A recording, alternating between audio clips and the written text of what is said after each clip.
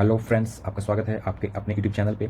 आज हम लोग 2025 के इंपॉर्टेंट 25 क्वेश्चन का सेट नंबर 3 देखने वाले हैं, जो जनवरी से जून तक के मिश्रित क्वेश्चन का एक सेट है। तो पहला क्वेश्चन है, वर्ष 2025 में G20 शिखर सम्मेलन किस देश में प्रस्तावित है? तो 2025 में G20 शिखर सम्मेलन ये दक्षिण अफ्रीका में होगा। ये G20 शिखर सम्मेलन 2025 यानी ये 2025 में कहाँ हो रहा है? तो ये दक्षिण अफ्रीका में हो रहा है। और 2024 में ब्राजील में हुआ था और 2023 में भारत में हुआ था। ये आपको कम से कम याद रखना कि 2024 में कहाँ हुआ था? ब्राजील में हुआ था, और ये 2023 में भारत में हुआ था। और याद रखना है क्वेश्चन कि G20 की स्थापना की बात करेगा, यानी कि G20 कब से ये प्रारंभ हुआ था? 1999 से G20 हो रहा है। और अभी लेटेस्ट 2025 में आपको याद रखना है कि G7 ये 51वां G7 हो रहा है 2025 में। इसका ये G7 का 51वां ये G7 2025 में 51वां हो रहा है। और ये कहाँ हो रहा है?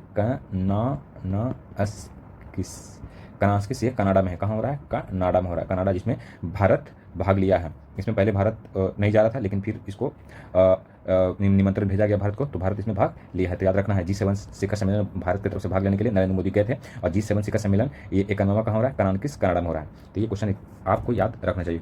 चलिए नेक्स्ट क्वेश्चन है, वर्ष 2025 में कुल कितने व्यक्तियों को पद्मश्री अवार्ड प्रदान किया गया है? हम लोग पिछले कई वीडियो में भी 2 वीडियो में हम लोग इस पद्मश्री से संबंधित सारे क्वेश्चन किए हैं। तो आपको याद रखना है कि पद्म अवार्ड में पद्मश्री 113 लोगों को मिला है, और पद्म विभूषण 7 लोगों को मिला है, और पद्म भूषण 19 लोगों को मिला है।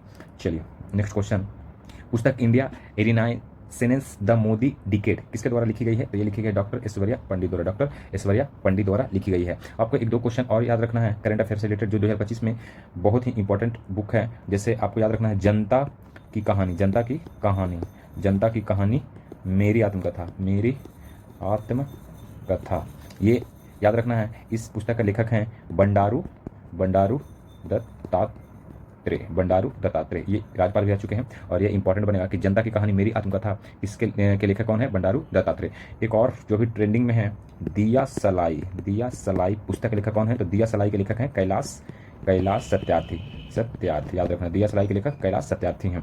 और एक क्वेश्चन है, मंगल ग्रह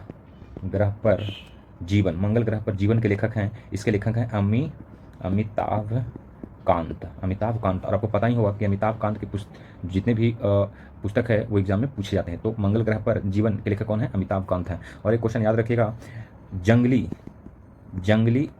कल्पनाएं के लेखक अमिताभ घोष हैं। याद रखें, अमिताभ कांत नहीं, ये अमिताभ घोष हैं। तो इतने क्वेश्चन को याद रखना है। जैसे अगर बोलेंगे India renaissance the Modi decade किसके द्वारा लिखी गई? तो ऐश्वर्या पंडित द्वारा लिखी गई। जनता की कहानी मेरी आत्मकथा के लेखक कौन है? बंडारू दत्तात्रेय। दिया सलाई के लेखक कौन है? कैलाश सत्यार्थी। याद रखें, मंगल ग्रह पर जीवन के लेखक कौन है? अमिताभ कांत। और जंगली कल्पनाएं ये पुस्तक के लेखक है अमिताभ घोष। इतना आपको याद रखना है। जनवरी 2025 में किसने बीटा परीक्षण के लिए एस्वेरल सुपर ऐप लॉन्च किया है? तो जनवरी 2025 में किसने बीटा परीक्षण के लिए एस्वेरल सुपर ऐप लॉन्च किया है? तो ये किया है एस्वेरल जो सुपर ऐप है। इसमें तो ऑप्शन में कोई नहीं है, लेकिन इसको लॉन्च किया है, आपको रखना है भारतीय रेलवे। इसको लॉन्च किया है भारतीय रेलवे ने लॉन्च किया है। याद रखिएगा, एस्वेरल सुपर ऐप लॉन्च किया है किसने? याद किया है बीटा परीक्षण के लिए भारतीय रेलवे। और आपको एक क्वेश्चन याद रखना है कि भारतीय रेलवे बोर्ड यानी कि भारतीय रेलवे बोर्ड के वर्तमान अध्यक्ष कौन है? तो याद रखिएगा, इनका नाम है सतीश कुमार है। अभी कौन है? सतीश कुमार है। चलिए, तो भारतीय रेलवे बोर्ड के अध्यक्ष हैं सतीश कुमार है। और बीटा परीक्षण के लिए एस्वेरल सुपर ऐप किसने लॉन्च किया है? तो भारतीय रेलवे ने किया है, इसको लॉन्च किया है। चलिए नेक्स्ट क्वेश्चन है, निजी एक्सियोम मिशन 4 के लिए ISS पर जाने वाले पहले अंतरिक्ष यात्री कौन बने? तो शुभांशु शुक्ला बने, जो हाल ही में ISS पे जा भी चुके हैं। शुभांशु शुक्ला की बात करें तो शुभांशु शुक्ला 4 लोगों के साथ शामिल हैं। ये 4 लोगों के साथ गए हैं। आपको याद रखना है, शुभांशु शुक्ला अगर ISS पे जाने वाले व्यक्ति की बात करें तो ये 634वें व्यक्ति हैं। 634वें व्यक्ति हैं। इससे पहले अगर भारत की बात करें, इससे पहले राकेश शर्मा 1984 में गए थे। 1984 में ये किस मिशन के तहत? जैसे ये एक्सियोम मिशन 4 के तहत गए हैं, तो राकेश शर्मा जो गए थे वो सोयूज टी 11 मिशन के तहत, यानी सोयूज टी 11 मिशन के तहत वो गए थे राकेश शर्मा 1984 में। चलिए नेक्स्ट क्वेश्चन है, वर्तमान में भारत में रामसर स्थलों की कुल संख्या कितनी हो गई है? ये पिछले बार से है, लेकिन अपडेट के साथ अभी वर्तमान में 91 हो गई है। याद रखिएगा, 91 हो गई है। जो 91वां है वो खींचन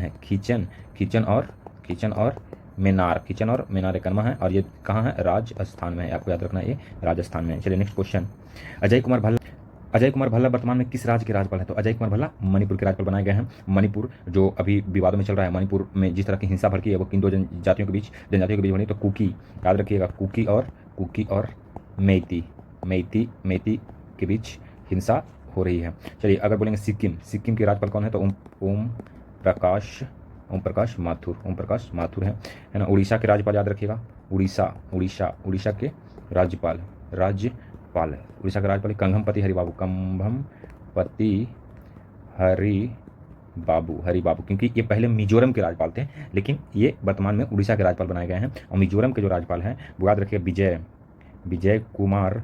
विजय कुमार सिंह बनाए गए हैं मिजोरम के राज्यपाल। तो ये आपको याद रखना है कि उड़ीसा के राज्यपाल कौन है? कंभमपति हरिबाबू। और मिजोरम के राज्यपाल कौन है? विजय कुमार सिंह। और सिक्किम के राज्यपाल हैं ओम प्रकाश माथुर। और याद रखें मणिपुर के नए राज्यपाल बने हैं अजय कुमार भल्ला, जो पहले गृह सचिव थे। अजय कुमार भल्ला पहले गृह सचिव थे, लेकिन आपको याद रखना है अब क्या बन गए हैं? तो मणिपुर के राज्यपाल बनाए गए हैं। चलिए नेक्स्ट क्वेश्चन, भारत में सर्वाधिक मसाला उत्पादक राज्य कौन है? तो भारत में सबसे अधिक मसाला उत्पादक राज्य मध्य प्रदेश बन गया है। भारत में सबसे अधिक मसाला उत्पादक राज्य कौन बन गया है? मध्य प्रदेश। हम लोग को पता है कि दलहन उत्पादन भी सबसे ज़्यादा मध्य प्रदेश में ही होता है। आपको याद रखना है।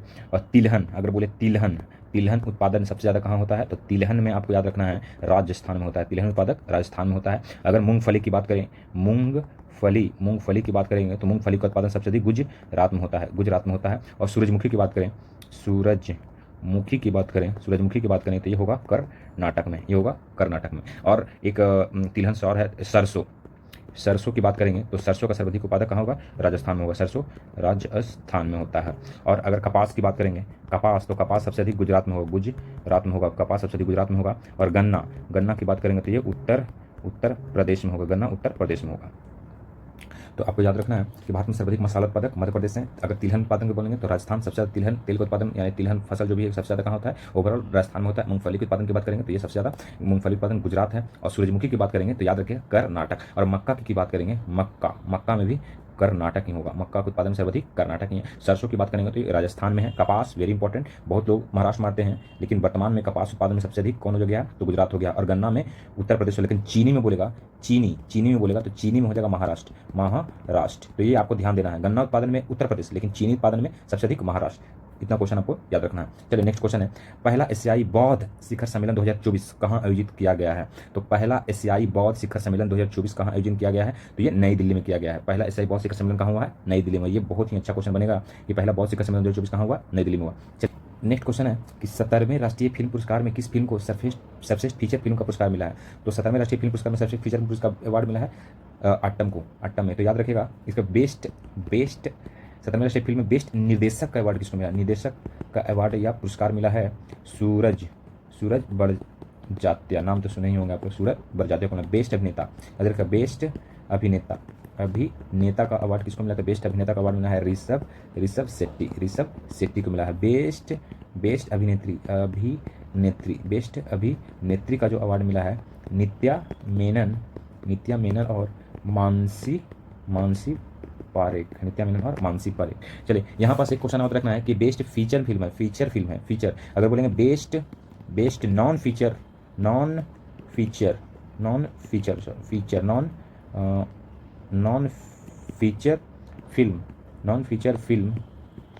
फिल्म का अवार्ड किसको मिला है? तो एना को मिला है।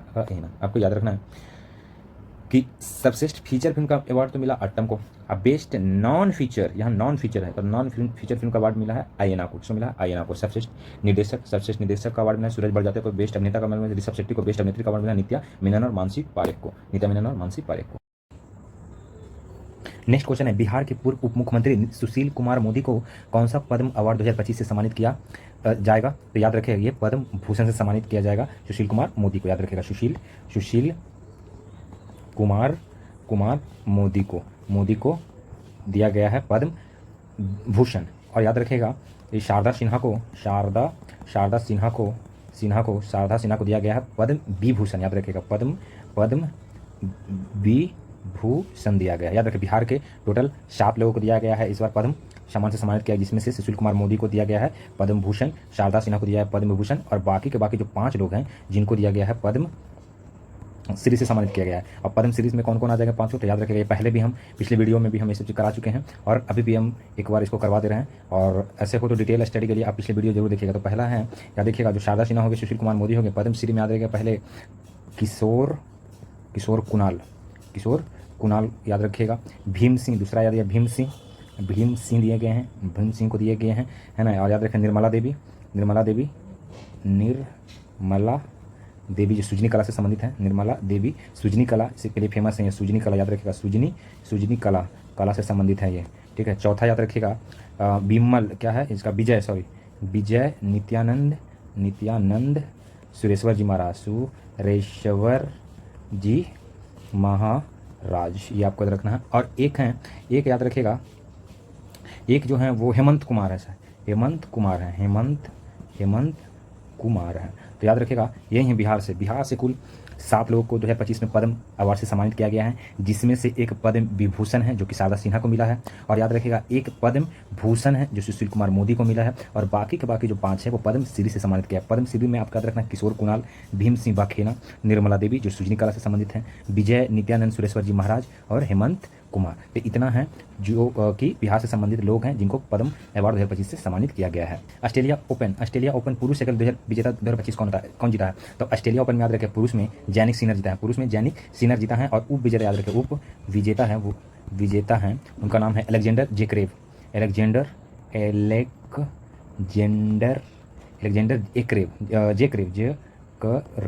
ऐसे ही लिखा जाएगा ना, हाँ जेक्रेव, ठीक है। और याद रखें ऑस्ट्रेलिया ओपन में महिला एकल खिताब, महिला एकल में कौन जीती? तो महिला एकल में जीती है कीज, याद रखें कीज जीती है। पूरा नाम है मैडिसन कीज। और उप विजेता जो बनी है महिला ऑस्ट्रेलिया ओपन में महिला एकल में उप विजेता जो बनी है वो याद रखिएगा शबालेंका, ठीक है। इतना आपको याद रखना है, ठीक है। तो अगर बोलेगा ऑस्ट्रेलिया ओपन पुरुष एकल विजेता 2025 कौन जीता है? तो जैनिक सिनर जीता है। उप विजेता कौन बना है? तो अलेक्जेंडर जेक्रेव बना है। ऑस्ट्रेलिया ओपन महिला एकल में विजेता कौन बनी है? तो मैडिसन कीज बनी है। उप विजेता कौन बनी है? तो शबालेंका बनी है। चलिए नेक्स्ट क्वेश्चन है, वर्ष 2024 के लिए इंदिरा गांधी शांति निस्तारीकरण और विकास पुरस्कार 2024 से किसे सम्मानित किया गया है? तो ये सम्मानित किया गया है, इसमें से कोड का चुनना है, तो ये सम्मानित किया है मिशेल बेचलेट को, ये होगा सही, मिशेल बेचलेट को चुना गया है।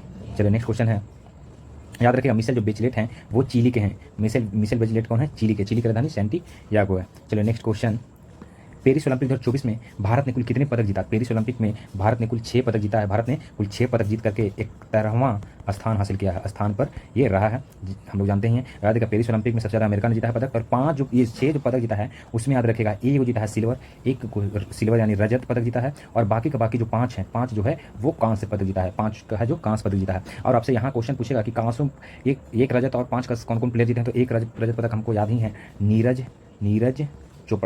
नीरज चोपड़ा सबको याद होगा इनके बारे में। नीरज चोपड़ा भारत से संबंधित है। और 5 जो है इसमें पहला आप याद रखिएगा सवातनील कुशाले जो कि शूटिंग से संबंधित है, ये शूटिंग से संबंधित है। और शूटिंग में 50 मीटर एयर पिस्टल शूटिंग में ये कांस्य पदक जीते थे। और दूसरा आपको याद रखना है मनु भाकर, इनके याद रखिएगा, ये अकेले में भी जीते हैं, ये सिंगल में भी अकेले भी 10 मीटर पिस्टल में और एक जोड़ी में भी जीते हैं। वो याद रखिएगा मनु भाकर और सरबजोत सिंह, मनु भाकर और सरबजोत सिंह मिक्स में भी जीते हैं, वो भी 10 मीटर में भी, ये भी 10 मीटर में। और एक आपको याद रखना है अमन सेहरावत, ये भी कुश्ती से संबंधित है, कुश्ती से संबंधित हैं, ठीक है। और मनु सेहरावत ने 57 kg, ये सब याद रखिएगा, 57 kg भार वर्ग में ये कांस्य पदक जीते हैं। और एक और है वो होगा आपको हॉकी टीम इंडिया यानी भारतीय हॉकी टीम, ये जो है 5 कांस्य पदक भारत को जो आए हैं वो ये विभिन्न खिलाड़ियों के द्वारा जीता गया है। तो पहला याद रखेगा पेरिस ओलंपिक 2024 में भारत ने कुल कितने पदक जीता? पेरिस ओलंपिक में भारत ने कुल 6 पदक जीता। 6 पदक जीत के भारत किस स्थान पर रहा? तो याद रखिए 71वां स्थान रहा है। और याद रखिए भारत ने कुल 6 पदक जीते हैं, उसमें कितने रजत? 1 रजत। अगर गोल्ड की बात करें तो गोल्ड 0 है, और कांस्य की बात करें वो कांस्य कितना है? 5 जीता है। 5 कांस्य में याद रखिए पहला स्वप्निल कुशाले जो कि शूटिंग से संबंधित है, याद रखिए स्वप्निल कुशाले किसके से संबंधित है? शूटिंग से, ये 50 मीटर एयर शूटिंग में इस कांस्य पदक जीते हैं। और याद रखिएगा अमन सेहरावत का संबंध कुश्ती से है, ये 57 kg भार वर्ग में कांस्य पदक जीते हैं। Manu Bhaker 10 metre air pistol में ये कांस्य पदक जीते हैं। और मनु भाकर मिक्स में मनु भाकर और सरबजोत सिंह ने 10 मीटर शूटिंग में ये कांस्य पदक जीते हैं। और याद रखिएगा भारतीय हॉकी टीम भी कांस्य पदक जीता है, ठीक है। तो इतना आपको याद रखना है। चलिए नेक्स्ट क्वेश्चन है, नवंबर 2024 में किस राज्य के पारंपरिक हस्तशिल्प घरचोला को भौगोलिक संकेत GI टैग प्रदान किया गया? तो घरचोला के GI टैग प्रदान किया गया है गुजरात के। ये कहाँ के है? गुजरात का। याद रखिए गुजरात के। आप पूछ सकते हैं कि वर्तमान में मुख्यमंत्री कौन है? तो वर्तमान मुख्यमंत्री भूपेंद्र भाई पटेल है। भूपेंद्र भाई पटेल हैं, ठीक है, भूपेंद्र भाई पटेल हैं। गुजरात के वर्तमान मुख्यमंत्री भूपेंद्र भाई पटेल हैं, ठीक है, याद रखना है। चलिए नेक्स्ट क्वेश्चन है, एक राष्ट्र एक चुनाव के संदर्भ में निम्नलिखित कथनों में से कौन सा कथन सही है? यह संविधान के 129वां संशोधन विधेयक से संबंधित है, ठीक है। यह प्रावधान केवल संसद और राज्य विधानसभाओं के लिए है, नगर निगमों के लिए नहीं है। तो याद रखिएगा ये दोनों के दोनों सही है ना। तो एक राष्ट्र एक चुनाव जो कि पूर्व राष्ट्रपति कोविंद रामनाथ कोविंद की अध्यक्षता में ही एक राष्ट्रीय चुनाव के संदर्भ में, मतलब एक राष्ट्रीय चुनाव के लिए जो समिति गठित हुई है जिसके अध्यक्ष हैं रामनाथ कोविंद। तो ये 129वां संशोधन विधेयक से संबंधित है और ये केवल संसद और राज्य विधानसभाओं के लिए है, नगर निगमों के लिए नहीं है। बिल्कुल सही है। चलिए नेक्स्ट क्वेश्चन है, हिंदी के लिए वर्ष 2024 का साहित्य अकादमी पुरस्कार किसे प्रदान किए गए थे? हिंदी के लिए 2024 का साहित्य अकादमी पुरस्कार याद रखिए किनको मिला है? गगन गिल को मिला है। गगन गिल को मिला है। और याद रखना है आपको कि किस पुस्तक के लिए मिला है। तो ये पुस्तक का नाम है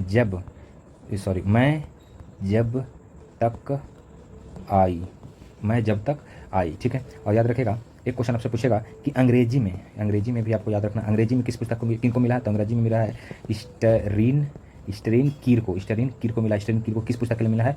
तो स्प्रिट नाइट्स के लिए मिला है। स्प्रिट नाइट के लिए। याद रखें साहित्य अकादमी पुरस्कार कितनी भाषा में दिया जाता है? साहित्य अकादमी पुरस्कार जो है 24 भाषा में दिया जाता है। 8वीं अनुसूची के 22 भाषा और अंग्रेजी और राजस्थानी। तो कुल टोटल भाषा कितना हो गया? टोटल भाषा 24 भाषा हो गया। साहित्य अकादमी पुरस्कार की स्थापना कब हुआ था? 1954 में हुआ है, यानी कि 1954 में हुआ है। चलिए तो ये साहित्य अकादमी पुरस्कार से आप इतना कम से कम याद रखना है 2025 के करंट अफेयर के अकॉर्डिंग कि हिंदी में साहित्य अकादमी पुरस्कार 2024 किसको दिया गया? तो गगन गिल को मिला। किस पुस्तक के लिए मिला है? तो जब तक आई। अंग्रेजी भाषा में किसको मिला है? तो स्टरीन कीर को मिला है। किस पुस्तक के लिए मिला था? स्पिरिट नाइट्स उपन्यास के लिए मिला है। और साहित्य अकादमी पुरस्कार की स्थापना 1954 में हुआ। साहित्य अकादमी पुरस्कार कितनी भाषा में दिया जाता है? 24 भाषा में दिया जाता है। 22 8वीं अनुसूची में शामिल जितने 22 भाषा जिसको, और एक अंग्रेजी और एक राजस्थानी को दिया जाता है, यानी टोटल मिलाकर 24 भाषा में दिए जाते हैं। चलिए नेक्स्ट क्वेश्चन है, 38वें राष्ट्रीय खेल में मुक्केबाजी के किस वर्ग में लवलीना बोरगोहेन ने गोल्ड मेडल जीता है? याद रखें लवलीना बोरगोहेन जो मुक्केबाजी से संबंधित हैं, तो ये 75 kg भर वर्ग में ये गोल्ड मेडल जीते हैं, ये आपको याद रखना है। और 39वें अगर बोलेंगे 39वें राष्ट्रीय खेल की बात करेंगे तो 39वें राष्ट्रीय खेल ये मेघालय में होगा। और मेघालय में कब होगा? तो ये 2027 में होगा। इतना आपको याद रखना है। चलिए अगर बिहार की बात करें राष्ट्रीय खेल में, 38वें राष्ट्रीय खेल में, तो बिहार ने कुल 12 पदक जीता है। 12 पदक जीता है, जिसमें आप रखिएगा बिहार ने कुल 12 पदक जीता है, जिसमें बिहार ने 6 रजत और 5 कांस्य पदक जीता है। आपको याद रखना है। और एक गोल्ड जीता। तो टोटल कितना हो गया? 5 और 1 6 और 1 6, यानी 12 पदक हो गया। तो आपको रखेंगे गोल्ड जो जीता है वो लॉन बॉल में जीता गया है। लॉन बॉल में जीता है गोल्ड। बिहार ने एक गोल्ड जीता है, लॉन बॉल में जीता है। और लॉन बॉल में कौन कौन थे इसमें याद रखें, ये अकेले ने मिश्रित में जीता गया है। इसमें याद रखें लॉन बॉल में जो खेल रहे थे स्पर्धा में जो कांस्य पदक जीता है उसमें याद रखें खुशबू कुमारी, याद रखेगा खुशबू कुमारी, निखत खातून और पायल प्रीति। ये आपको जरूर से जरूर VVI है, इसको जरूर याद रखना है। खुशबू कुमारी, निखत खातून और पायल प्रीति, ठीक है। जो बिहार है गोल्ड जीता है, किस प्रतियोगिता में जीता है? तो किस खेल में? तो लॉन बॉल में। और लॉन बॉल में कौन कौन से संबंधित है? खुशबू कुमारी, निखत खातून और पायल प्रीति ने, ये तीनों ने मिलकर लॉन बॉल में एक गोल्ड भारत के लिए जीते हैं। और 6 रजत हैं और ये 5 कांस्य है, ठीक है। इतना आपको याद रखना। बिहार कितने रैंक पर रहा? तो 29वें स्थान पर है। बिहार 29वें स्थान में रहा। और सबसे ज़्यादा पदक जीता है, सबसे ज़्यादा फर्स्ट नंबर पे है सर्विसेज, याद रखिएगा सर्विसेज। और सेकंड स्थान पे है महाराष्ट्र। नेक्स्ट क्वेश्चन है, फरवरी 2025 में पेरिस में प्रधानमंत्री मोदी फ्रांस के राष्ट्रपति इमैनुअल मैक्रो के साथ किस कार्यक्रम की सह अध्यक्षता करेंगे? तो AI कार्रवाई शिखर सम्मेलन की अध्यक्षता फरवरी 2025 में करेंगे। नहीं, फरवरी 2025 में ये कर चुके हैं। तो AI कार्रवाई शिखर सम्मेलन है ना, प्रधानमंत्री नरेंद्र मोदी और फ्रांस के राष्ट्रपति इमैनुअल मैक्रो के साथ इसकी सह अध्यक्षता करेंगे, ठीक है। चलिए नेक्स्ट क्वेश्चन, नामीबिया के पहले राष्ट्रपति और स्वतंत्रता नेता कौन थे जिनका फरवरी 2025 में निधन हो गया है? तो याद रखिएगा इनका नाम है सैम नुजोमा, ठीक है। चलिए याद रखिएगा नामीबिया। तो नामीबिया के वर्तमान राष्ट्रपति ये बहुत इंपॉर्टेंट क्वेश्चन बन सकता है। वर्तमान राष्ट्रपति नैतुम्बो नैतुम्बो नंदी न दैतवा, नैतुम्बो नंदी नैत द्वैतवा। ठीक है, ये इसलिए इंपॉर्टेंट है क्योंकि यह नामीबिया की पहली महिला राष्ट्रपति बन गई है। यह पहली महिला राष्ट्रपति बनी है, महिला राष्ट्रपति बनी है, राष्ट्रपति बन चुकी है, याद रखिएगा। इंपॉर्टेंट इसीलिए है कि नामीबिया के वर्तमान जो राष्ट्रपति है नेतुम्बो नंदी नैतवा, ये नामीबिया की पहली महिला राष्ट्रपति भी बन गई है और वर्तमान में राष्ट्रपति यही है। ठीक है, तो याद रखिएगा ये दोनों क्वेश्चन। भारत और किस देश के बीच संयुक्त राष्ट्र सैन्य अभ्यास साइक्लोन 2025 10 फरवरी 2025 को राजस्थान के महाजन फील्ड फायरिंग रेंज में शुरू हुआ? तो याद रखिए किसके साथ हुआ है, तो मिस्र के साथ हुआ है। मिस्र के साथ कुछ इंपॉर्टेंट संयुक्त सैन्य अभ्यास है जो भारत के साथ होते हैं, मिस्र और भारत के साथ होते हैं। याद रखिए खान क्वेस्ट भी किसके साथ होता है, भारत और मिस्र के साथ होता है। फ्रांस, याद रखिएगा फ्रांस के साथ होता है गरुड़ फ्रांस के साथ होता है। बरून भी फ्रांस के साथ होता है। शक्ति, सिर्फ शक्ति रहेगा तो फ्रांस के साथ होता है। तो फ्रांस के साथ कौन कौन हो गया, गरुड़, बरून, शक्ति। याद रखिएगा इंडोनेशिया के साथ जो होगा गरुड़ इसमें शक्ति लग गया, गरुड़ शक्ति किसके साथ, इंडोनेशिया के साथ। समुद्र शक्ति भी किसके साथ, तो इंडोनेशिया के साथ है। अगर मित्र शक्ति अगर रहेगा तो श्रीलंका के साथ, भारत और श्रीलंका के साथ होता है। मैत्री रहे, सिर्फ मैत्री रहेगा तो ये हो जाएगा थाईलैंड के साथ। ठीक है, तो ये सब कंफ्यूजन रहता है इस क्वेश्चन में कि गरुड़ शक्ति किसके साथ, तो गरुड़ सिर्फ किसके साथ। याद रखें गरुड़ सिर्फ रहे तो फ्रांस के साथ, अगर गरुड़ शक्ति लग गया तो इंडोनेशिया के साथ। सिर्फ शक्ति रहे तो फ्रांस के साथ, अगर समुद्र शक्ति रहे तो ये इंडोनेशिया के साथ। अगर मित्र शक्ति तो ये हो जाएगा श्रीलंका के साथ। अगर मैत्री रहे, सिर्फ मैत्री, तो थाईलैंड के साथ। खान क्वेस्ट या साइक्लोन तो ये मिस्र के साथ। तो साइक्लोन 2025 कहाँ हो रहा है, महाजन फील्ड फायरिंग रेंज राजस्थान में हो रहा है, राजस्थान के महाजन फील्ड फायरिंग रेंज में हो रहा है मिस्र के साथ। चलिए नेक्स्ट क्वेश्चन। किस मंत्रालय ने शतावरी बेहतर स्वास्थ्य के लिए नामक अभियान शुरू किया है? यानी शतावरी जो एक पौधा होता है, शतावरी बेहतर स्वास्थ्य के लिए नामक अभियान शुरू किया है, तो ये आयुष मंत्रालय ने शुरू किया है। किसने शुरू किया है, आयुष मंत्रालय ने शुरू किया है। तो आज के लिए नहीं दोस्तों।